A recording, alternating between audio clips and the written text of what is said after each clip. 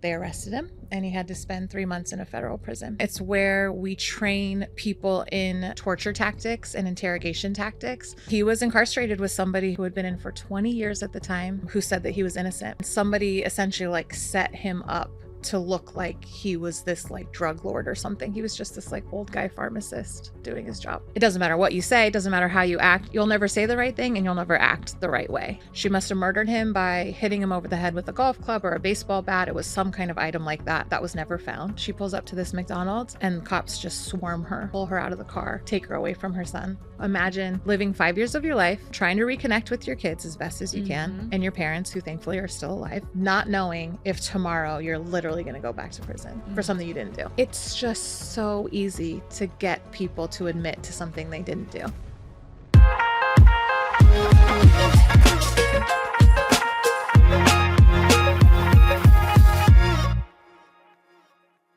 I'm Ashley. And I'm Maddie. And this is The Newport Psycho. We're welcome today. It ain't going to be so innocent today. No. We're welcome today by Miss Jasmin Harris. Mm-hmm. I'm so excited to have you on. Tell us a little bit about who you are, what you do. Give it to us, girl. All the things. Yeah. So I'm Jasmin Harris. Mm-hmm. I'm a lot of things. I am a director at an innocence organization. I'm a restaurant owner. I'm a cat mom. Mm-hmm. I am a proud aunt of twin nieces who I love very much. And I'm just really excited to be here today. Thanks for having me. Of course. Innocence Center, restaurant, Kitties. auntie, and kitties. Yeah, I love that. It's the dream life. Yeah, It's a you dream. live a great life. Yeah. So, Jasmin, who or what is your psycho? So my psycho is dismantling the current criminal legal system. Dang. Oh, I told you it wasn't going to be so You and Kim innocent K. today. You and Heavy. Kim K. Me and Kim K. You and Kim K. Okay. You know I'm obsessed with Kim K, so I'm obsessed with you. Okay, well, first, what pulled you into that kind of work? Sure. So I got into the work probably about 12 years ago or so. And it was after my brother, who's about 5 years older than me, was rightfully incarcerated for participating in a peaceful, nonviolent protest. So he was actually protesting militarism. And in doing so, they arrested him and he had to spend 3 months in a federal prison. So I had to drive my brother. So what is that like? What does that entail? Like, why was the arrest made? Like, give us kind of like a detail. Sure. So it's a completely peaceful protest. It's planned. It actually happens every year. And it's in protest of a place that's called the School of Americas. It's in Georgia. And it's where we train people in torture tactics and interrogation tactics so that those folks then take it to their countries and use that against their citizens. And so it's a planned protest. It's peaceful. Essentially, there's a hole in a fence and people who are protesting walk through this hole in the fence and they're immediately arrested. And the point is to make a record in court, to be able to say, we're protesting. We understand what that meant for me as a person, that I might be incarcerated, that there would be some other repercussions for me, but I'm willing to do that to make this point. So he knew that that was a possibility, that he'd have to go to prison. I didn't know that he was doing it. He called me after he was arrested. And I know, nice. Hey, sis. He's like, I'm in the slammer, so Totally. you got to pick me up. In another state. Oh, I was Oh, like, Lord. Yeah, because you said okay. it was in Georgia at the time, Georgia. right? He's in Georgia. oh my So goodness. he, was able to get out at that point. And because it's federal prison, they essentially said, you have to turn yourself in. So I drove him to prison. I mean, I don't think I ever thought I would experience something like that. I can remember seriously every minute of that drive there with him and every minute drive back by myself. Of course. That must have been heavy. It was really heavy. It was really Yeah. heavy. But that really was my first look into an incarcerated person's life. And of course, my first sense of being a family member of an incarcerated person.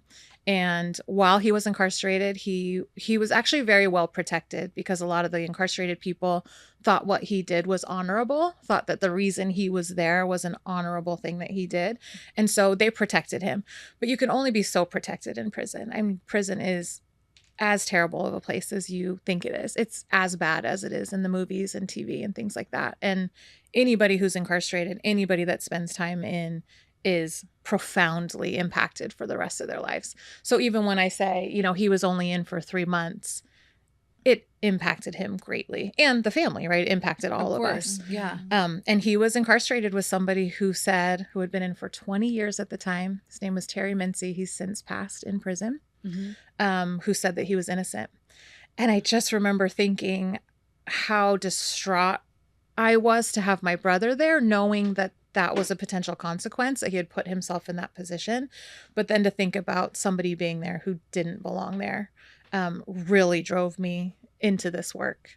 Do you know what his like story was? The guy who was in there for 20 yeah, years? really crazy story. He was a pharmacist, and somebody essentially like set him up to look like he was this like drug lord or something. He was just this like old guy pharmacist doing his job.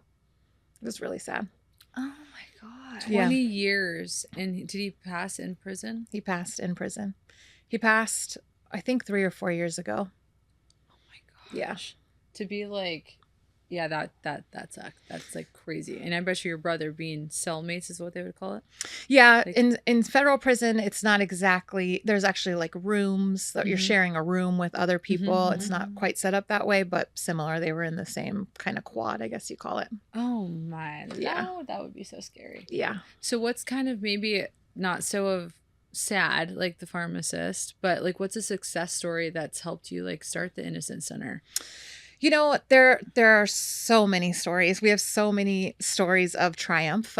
We've had 43 innocent people come home in the last 22 years. Oh, it's amazing. Amazing. And it's a wide range of folks. You know, we have men and women, we have people of color, we have, we have queer people, we have people who, for no good reason, were wrongfully incarcerated. And it's incredibly easy for people to get wrongfully convicted. And I think that's what we've learned in doing this work. So I'd love to highlight the story of a wonderful woman. Her name's Kimberly Long. She was incarcerated for 7 years and 3 months for the murder of her partner. She lived in kind of Inland Empire, Riverside area. Her and her partner had been out kind of like a Sunday fun day. They were all out having fun with their friends, a big group. He ended up going home. She stayed out with the friends. She comes home hours later and he had been murdered in their home. Blood everywhere, an incredibly bloody crime scene. She, at the time, is a mom. She had a daughter who was 10 and a son who was 5. She was a nurse, working as a nurse in emergency rooms and helping with first responders. She did everything she possibly could when she came home to see how Ozzy was doing, see if there was anything that she could do. She called 911 immediately. They came immediately. The tough part about being someone's partner who is discovered murdered, or You're the number one suspect. I was Number gonna say one. it's like Number as one. cheesy as it sounds, even in all the movies that like we watch or Even TV if they shows, it's see like, somebody it's else the do it, number it's one like, suspect. but Yeah. did you have, you're like, Totally. what? What is- vendetta did you have against Totally. your partner? Yeah. totally. to do Or that. you'll have a neighbor that says, "Oh yeah, I saw them argue all the time," or Yep. a friend that was like, "Oh, I always thought he was a piece of crap." Right? There's always going to be something that can be corroborating, because we've all vented to our friends about our partner, Oh, for or sure. Yeah. I'm in a fight with my partner about this or whatever. That's all going to come up in a hearing. I mean, just imagine your entire life under a microscope once something like that happens. And it doesn't matter what you say, it doesn't matter how you act. You'll never say the right thing and you'll never act the right way, Yeah. right? It'll always be turned into something that makes you this terrible person. And that's exactly what happened to Kim. She, was incredibly cooperative with law enforcement, which is, you see a lot in all of our clients. They're trying to help law enforcement. And usually that's what gets them even more wrapped up, because they're talking to police. Police can then say, they said that kind of funny. I think she meant that. I think she meant this. And it can get completely misconstrued. Yeah, they're like scrutinized, but they're like almost it's too much, to the point where like they can almost like pinpoint you're being honest, but they're like now trying to like twist it. Totally. Oh, And like, gosh. especially when somebody has just, first of all, somebody's just passed that you care about in an incredibly brutal way that you came into your own living room with blood everywhere, did everything you could. And now all of a sudden this like spotlight is shown on you. In her trials, so she had 2 different trials. In the first trial, the jury hung 9-3, not guilty. In the second trial, the prosecution's theory was this: that they were out partying, they got in an argument, he went home, she stayed out with the friends. She was able to come home. They started arguing again. She must have murdered him by hitting him over the head with a golf club or a baseball bat. It was some kind of item like that. That was never found. blood spatter all over the wall of this living room, incredibly bloody crime scene, that she was able to stage a robbery because there was a couple really minor things missing, get rid of all the evidence in the case, in the actual act, and then clean herself off by dipping herself in the jacuzzi that was in their backyard and drying herself off with toilet paper because there were like empty toilet paper things in the trash can, and that she was able to do this in a 50-minute window. That was the prosecution's theory, and the jury convicted her. The judge in this case said, on the record, had I been able to decide this case, I would have found you not guilty. This is Riverside. Really tough court system. Really tough. Dang. Inland Empire is rough. I'm like, yeah, sorry, keep going. Yeah, no. So the court says that on the record. He actually let her stay out while she appealed to the Court of Appeal and the Supreme Court. She finally lost in the Supreme Court. And her dad, like I had to drive my brother to prison, her dad had to drive her and leave her at prison for a 15-year to life sentence. Oh my And she was in Lord. it for 7 years. And she was in for 7 years. And her kids were 10 and 5. 10 and 5. She tells a story. It's just heartbreaking. I don't even know if I can get through it. But she tells the story of when the cops came to arrest her, where it was early in the morning. She was getting ready to get her kids to school. She had already dropped off her daughter. And the cop said, hey, we need to meet you and ask you a couple more questions. You know, and she goes, well, I'm taking my son to school. I'll meet you afterwards or whatever. No, I need to meet you right now. Meet us at the McDonald's, whatever, down the street. So her and her 5-year-old son's in the back seat. She pulls up to this McDonald's and cops just swarm her, pull her out of the car, take her away from her son. She had to like call her parents to come get her son. Yes. Oh, could you imagine seeing that 5 years old? No, that's what I'm like in my head. It's like the trauma that it's not only causing for like it's her child. Like that's very traumatic. Like that's not something that just leaves your brain. Right. Yeah. Especially as a 5-year-old, you're like cognitive of so many things. Totally. That is insanity. So what ended up happening? So how did she get set free? Because this is a success Yeah. story. So I'm yeah, very it is. happy. It is. I'm getting there. Sorry. It's No, just, I love she's- this, but like I'm just like so mad right now. Yeah, I'm, she's like, mad. she's such a fighter. I mean, she always was from a very young age. She's so sturdy and she's just so strong. She's incredible. If you ever get she's the a opportunity badass. to meet Yeah. her, she really is. You know, she was a nurse. She like But an advocated ER for nurse people. of that, like yes. the ones that are at the front line. So when someone gets Yes. shot, when someone does anything, those nurses, my brother's girlfriend is an ER nurse. Shout out to her, all of them, because Totally. they have the grit of it. Totally. And I've been like obsessed online with watching this show called The Pit and then I like love Pulse. that show. Yes, And I'm like, so these good. people like have it. Yeah. Like this is like, yeah. Yeah. She's so strong, so much grit. So she literally started sending us letters like the second she went to prison, and she would send us pictures of her kids. And in California, when you go to trial and you're convicted, you actually have like the right to what's called a direct appeal. Mm-hmm. But that direct appeal is only looking at constitutional violations that happened during your trial. So did your lawyer fall asleep? Did the court give proper jury instructions? Nothing around new evidence, anything that has to do with innocence. It's just that. That can take 4 to 5 years for that appeal to be completed, and oftentimes it does. So while our clients are sitting in prison waiting for that appeal to get finished, occasionally we could take on the cases if they're in that state. And her appellate attorney also reached out to us and was like, this case is crazy. You all should start looking into it. So we got to get a little earlier of a jump start than we do on our regular cases, which I think is why she got out as quick as she did. Her case, 7 years and 3 months, and Uriah Courtney, one of our cases, who's also spent about 8 years in, that's like the quickest we've ever gotten anybody home. So they're lucky compared. I mean, we have a client who spent 36 years in prison. We have clients now that we're actively working on. We have a client, I just did a prison visit a couple days ago. He's been in for 40 years. So, oh my Lord. Yeah. So you think about somebody, you know, of course, and women's prisons are terrible. So Really? 7 years and 3 months in a women's prison. I mean, you just think about, I love women. I have a lot of women friends, you know, but sometimes women can be tough. You know, we could be tough on each other. Oh, and for especially back then, I mean, this was like early 2000s. This was before I feel like a lot of women kind of bonded together, you know?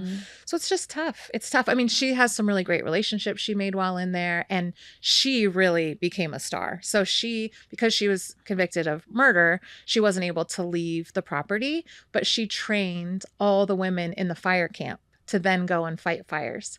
So like when we had all those fires in LA, hundreds of incarcerated people left prison and went and fought those fires. And she was and involved she was in like training still them. doing the little like magic in there. That's insanity. So how did she get like, how did you free her? Yeah, so we finally were able to free her when we gathered enough evidence. So we did DNA testing in this case. There was a cigarette butt that was found at the scene. There was because of this robbery that happened, somebody had taken a stereo and pulled the speaker wires out, so we were able to test the speaker wires. All those matched a unknown male Latino profile. Nobody that was related to the case, nobody that, that we were able to kind of like cross-reference. We also called a time of death expert to prove that Ozzy had been murdered far before everybody knew when Kim had gotten home. So there was no way that she could have done it. The evidentiary hearing, which is the hearing that we have after a court says, okay, let me hear more about this information.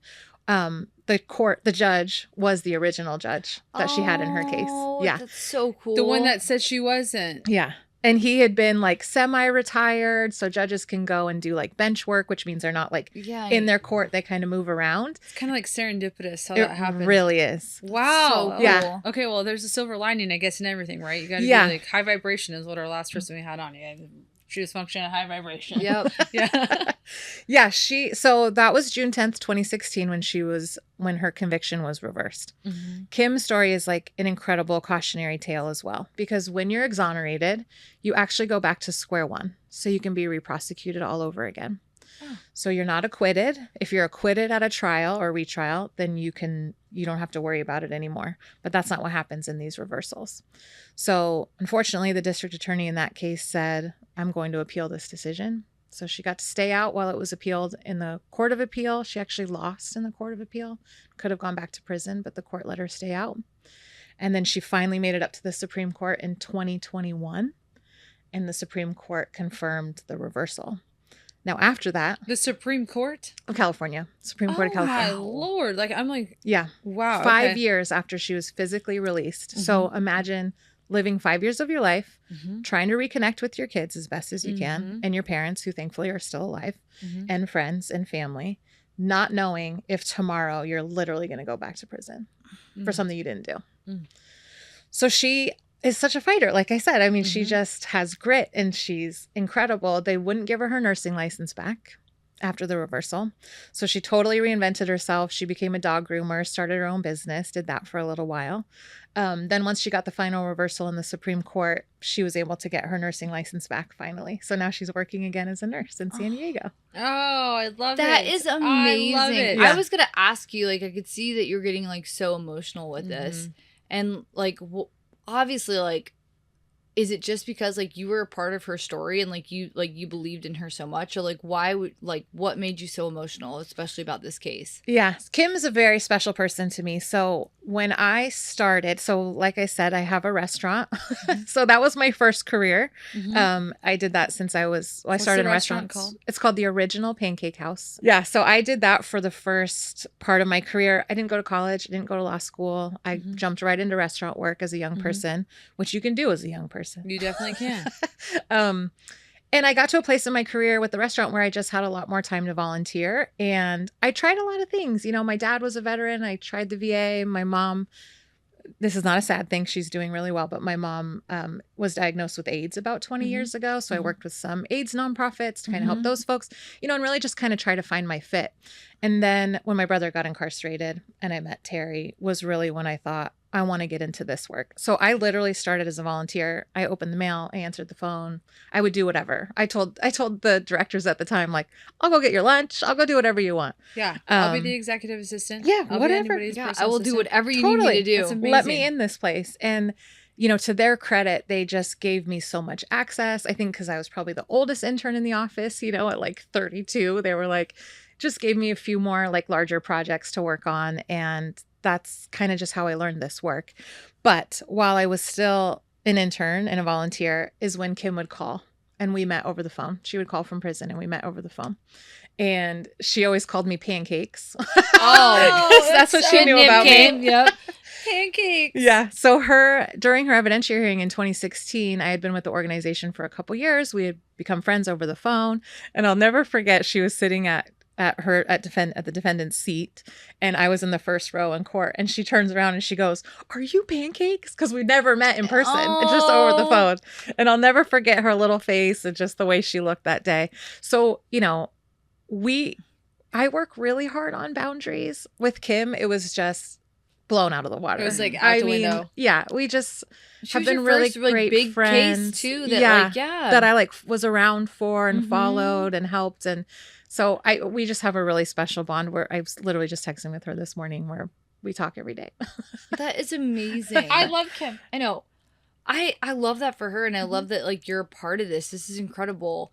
I want to like know, like, tell me like other stories, like some that like stand out. Yeah, sure. Yeah. So we have a couple newer releases. So Okay. one of our guys, his name is Stephen Patterson. He just got out a year ago. Okay. He was 18 years old when he was wrongfully convicted. A child. But adult in that sense, right? Totally an adult. I know. It was a murder. He really was the only Black person. They were the only Black family that lived in this neighborhood. Mhm. And the actual perpetrators, one of them was Black, the other one was Latino. And there was a shooting that happened down the street from his house. The two perpetrators, you know, they hear the gunshot. So him and his grandfather lived in the house with him, go out to the front yard, and the two perpetrators actually run right by him.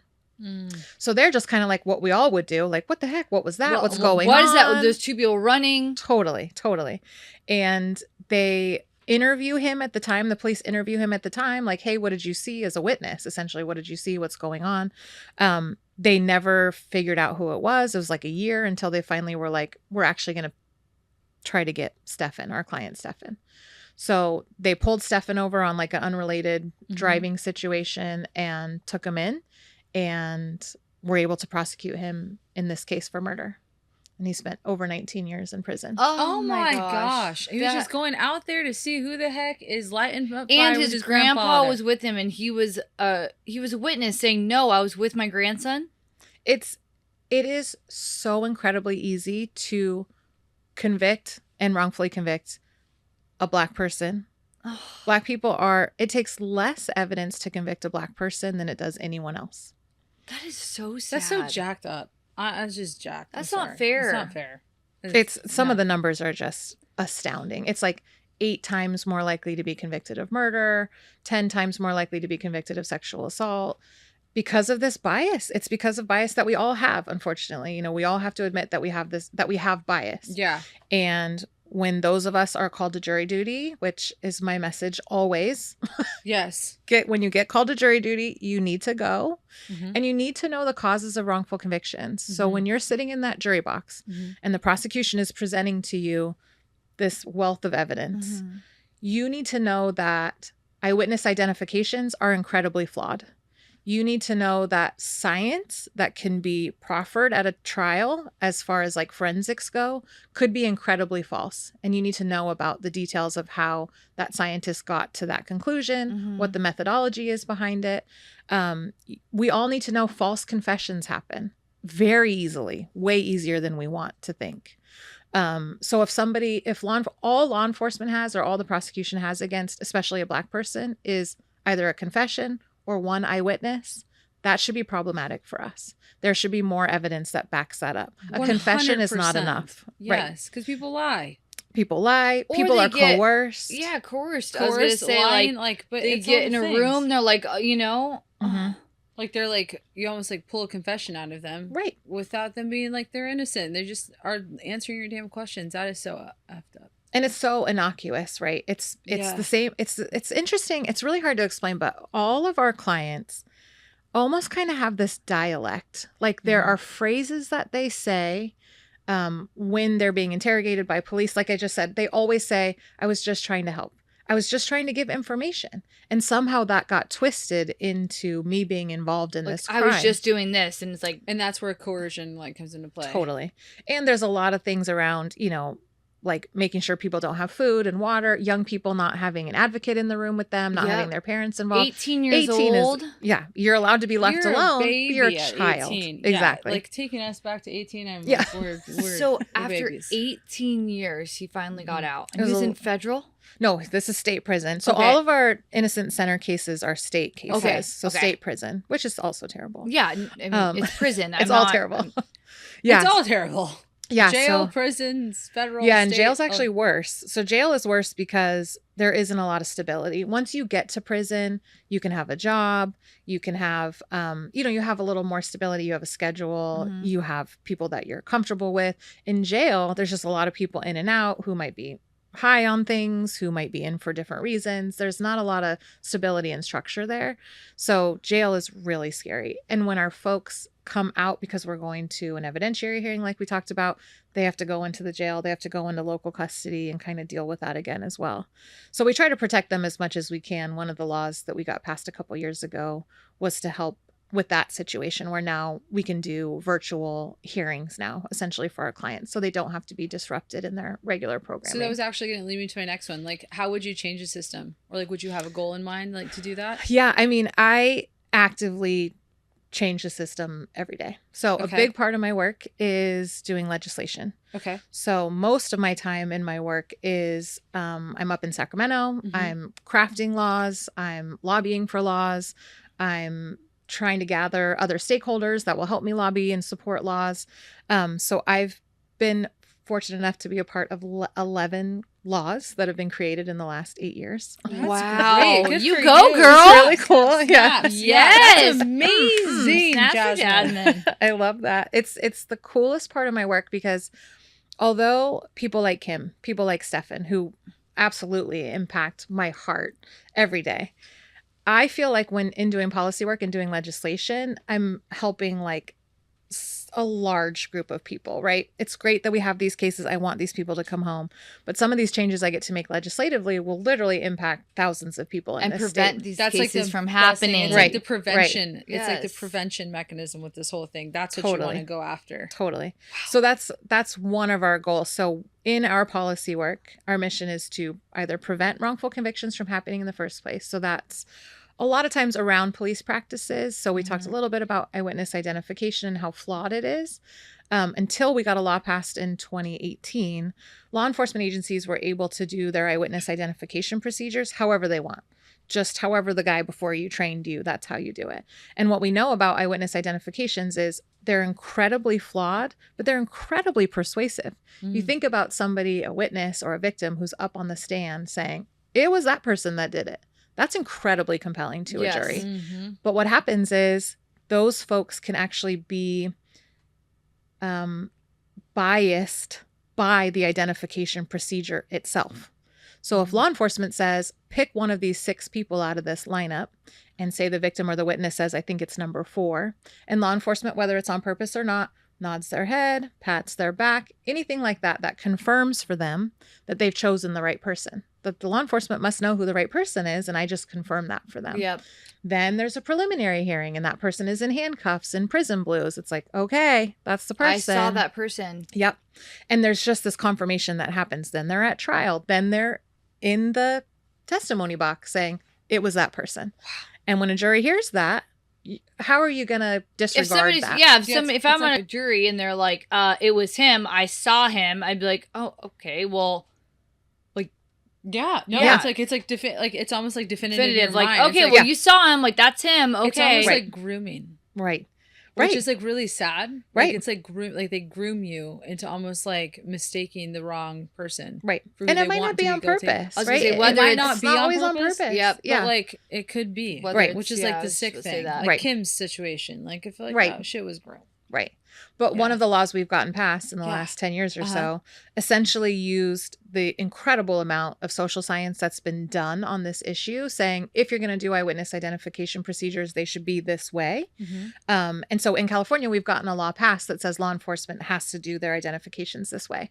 And we ended up doing a follow-up and like making sure all law enforcement agencies are doing that. And 96% of law enforcement agencies are compliant. See, that's amazing. Good. Again, it's like prevention of these things. Right. Yes. Right. So that's the hope. We don't know how many it has prevented or will prevent, but that's the hope.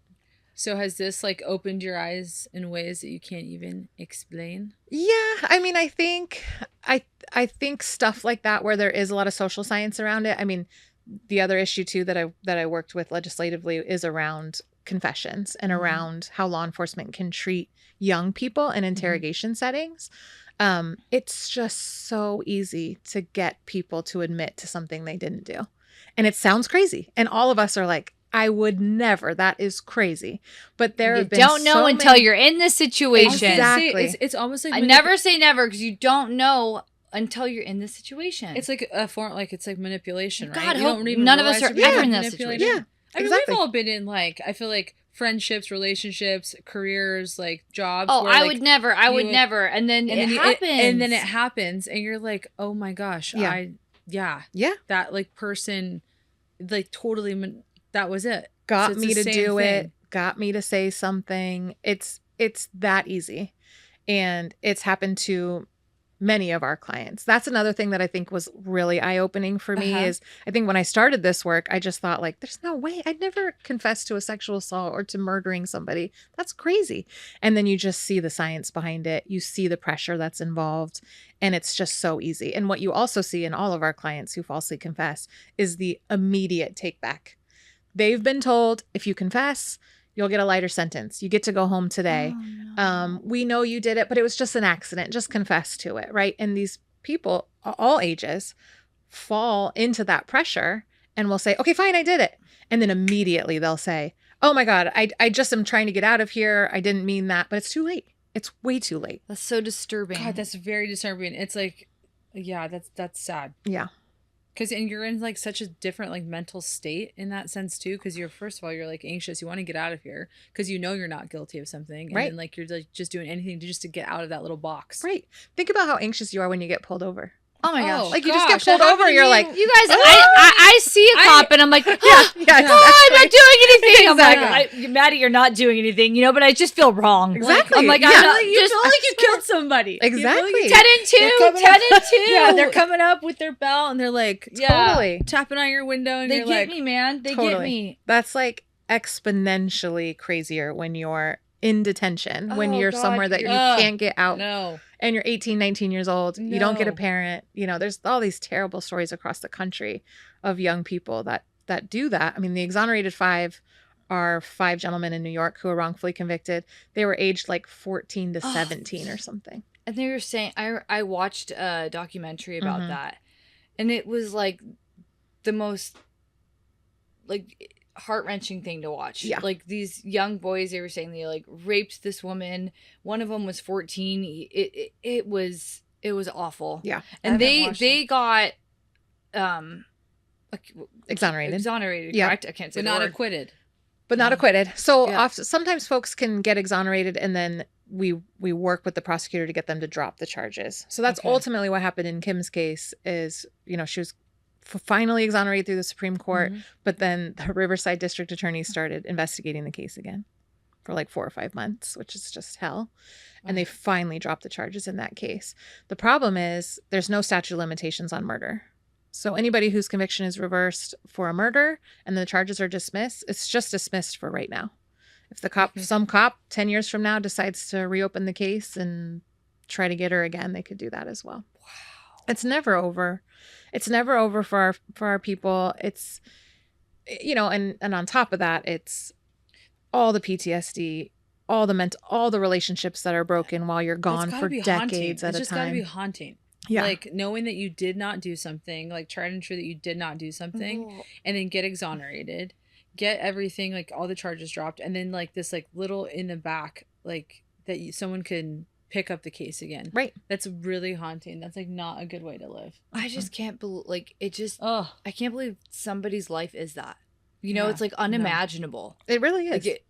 These like stories someone that you're killed her telling. husband. Like let her grieve. Like she didn't even have Right. time to grieve her Exactly. husband. Exactly. And then she all lost that her is kids. completely lost. Because like that's just Yeah. like That nuts to me. 18, 40 years, like this is Yes. just, what's like the saddest story that you've ever heard?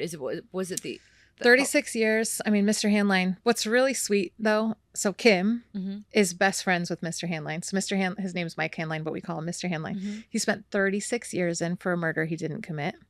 We were finally able to do DNA testing in the case and get him exonerated. But he went in at 36 years old and came out at 72. Oh my gosh! Like you have literally spent Your your whole- your lifetime. whole life. some would say the most important years of your life. Right. Yes. Right. You know, that's when you start to have kids, or like family. you see your That's, kid, yeah, of course. Your Career. You see your kids growing up. You see your grandchildren. 36 years. Totally. And this was correct.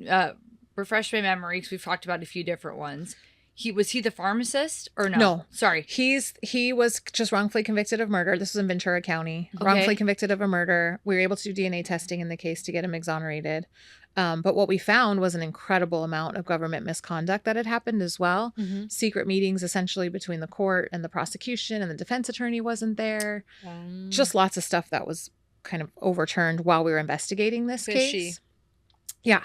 Him and his wife had been together for 3 years, and she stood by him the entire time. There's a great video. That is a ride or die. Yeah, Sandy. She's incredible. Sandy is a ride or die. Yeah. So she, I'll have to send you the video because there's a beautiful video of him walking out of prison, and she's right there next to him, and they're still together to this day. And they're like cute. That's and they're incredible. Older, and it's like, Kim is actually at his house right now. Oh, she texted me this morning and was like, "What is it, Mr. Hanlon?" Mr. Hanlon, yeah. Yeah. Oh, gosh. Yeah. That's probably the craziest story. I mean, the client we talked to, I can't tell much details about that case, but he's been in for 40 years. That's literally insane. I'm 42, I think. I'm like, how old am I? that's your whole life. It's my whole life. So, like, talking about prisons in general, how do you feel about the one in El Salvador? Oh, God. I mean, from what I have seen, I mean, it looks more hellish than anything I've ever encountered. And I've been in a lot of prisons here in the state. I mean, it's unimaginable. I don't even think I could describe it. Just so people know that like the El Salvador prison is like one of the worst, right? Yeah. It's like, I mean, I think it's like up there with Guantanamo. There's like 8 people in a room, or 8 to 18. I don't remember what they said, but it's just you the living conditions. How do you describe that in your sense? Yeah, I mean, that's a tough part. I mean, I've never been there, obviously. Yeah. It's just from pictures that I've seen. It's unimaginable. I mean, the pictures almost look fake. You're kind of like, that can't be real. And it is. Yeah. I mean, the suffering that happens here in the States is an insane amount. And to think that it's exponential there and other countries. I mean, not just El Salvador, but other countries. But this whole thing is unimaginable. Right. Every story that you're saying is unimaginable. So, like, I see why you're so passionate about this and why you do what you do. Because just hearing these stories, like, I want to be like, this is not right. Like, how can you help these people? Like, what can you do? That are truly innocent. Yeah. Because you have the guilty, right? We'll say yeah, that all the time. I'm not saying we have the people who do that. Of course. There's people that did what they did and they know what they did and they're wrong. And they got to pay the price. But then there's people like this. And the far thing more is, than anybody thinks. I mean, proof is like, if there's proof that they didn't, that's when it's like, these situations, if you can do something to prove they didn't when like they truly didn't, that's amazing. That point is well taken, because what's really difficult about these cases across the country. So in California, we've done a lot of work legislatively, obviously, to create those avenues of relief. Lots of states don't even have those laws on the books. Really? Unless you get a full pardon from a governor. What's the worst state? Idaho's pretty bad. I think Idaho, you have to have a governor's pardon to even get out of prison. Wow. California's pretty good. Texas is pretty good, surprisingly. But there are still states, even in the South, that don't have innocence organizations, like Alabama. I can't even imagine being wrongfully convicted in Alabama and just not having any resources. So you can imagine it happens quite a bit there. Is there like a long list, like a people trying to get in with you? Yeah. So that's, I mean, one of the things that we pride ourselves on is the amount of screening that we do in these cases, because it is really important for us to get it right. And as you pointed out, there are of course a lot of people who did the crime who take responsibility for it, and they're working their way through the system, and we support that, obviously. We don't take cases where somebody has like a sentencing issue or has maybe like a technicality in their case. We only take cases where somebody is claiming actual innocence in their case. What I will say is, when we decide to take on a case, we don't always win, right? I mean, we have hundreds of cases right now that we're actively working on, whether it be investigation or litigation, and we don't always win. What we do, though, is we stand by our clients no matter what until they come home. So we will represent them in parole. We will work with them in resentencing asks with the district attorney. We advocate for them with the governor's office on every single one of our cases.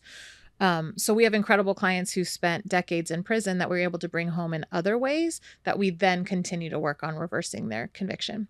So all that to say, we have a really intense screening process. And once we decide that we believe you, you're in with us forever. Yeah, for life. You're in. You're in. We're going to get you out. Yeah. I will say, only because this just happened the other day and it was such a beautiful reminder, you know, it's incredible to watch somebody walk out of prison. And I'll send you the video of Kim coming out of prison. Yes, please. I'd love to post that. I'd love to post that. Reconnecting. We'll put that on the Newport Cycle. It's amazing. I'll send you all those. They're incredible. But the best moment in this work, and it just happened the other day, is when you're talking to a client who's still incarcerated, who you almost see physically them recognizing that you believe them. Aww. And they will say in that moment, I've had so many clients in that moment say, I haven't been believed in such a long time. And this is the first time I feel believed. And it's just like, you just don't really understand like the power that you have in people's lives as far as that goes. And it just fuels all of us. I mean, that moment is just the most incredible moment that you can experience in this work. It just happened the other day. So I like remembering Kim, that, but I mean, not Kim. I'm thinking of Kim. I'm sorry, Jasmine. I'm just like, well, I bet Kim could name that moment. I wasn't there for that moment because we had I our could case, just like imagine like you're under so much like scrutiny that it's just so like hard, and then to have someone like yourself come in and truly believe them is like that's incredible. It's probably something that they can't even explain how important that feels to them. Yeah. And it's so emotional, and you just see it take them over, and then it takes us over, and we're just all a big blubbering mess. But it's like, it's actually that moment. That's my favorite moment of this work. I love watching people walk out, of course, and be embraced by their family. But just having somebody believe in them. Well, that kind of leads us to I know I was going to ask you, Jasmine, I was going to say if there was like one thing to say about your cycle, like a one-liner, like something, what would it be? Like a walk out of prison moment. Being exonerated. Those are wonderful moments. Yes. But I think going back to all of us doing our part to ensure that wrongful convictions don't happen in the first place. I'd love to not have any of those moments anymore because people are wrongfully convicted. So my mic drop moment is when you're called to jury duty, you go. And before you go, you learn about the causes of wrongful conviction so that you can be an informed juror and you could potentially save someone's life. Wow. So first of all, how can our viewers find you? Yeah. Okay. We're at theinnocencenter.org. Okay. And we're on social, but that's our website. We're kind of everywhere, Innocence Center. And then what can us, like people, like viewers, anything, what can they do to help? So many ways. So there's a volunteer thing on our website. So check that out. See if any of those things work for you. We take volunteers and interns. I mean, I will shout that out because that's how I started. And it changed my life. Look at you now. No small thing. Now. Yeah. No, you go, girl. Oh gosh, so we have volunteer work. We have internships. I will say, I was just at an event the other day and I met somebody who's a therapist who offered their services for our clients. You know, once they come home, the journey really starts for our folks. You know, there's so much trauma to get over.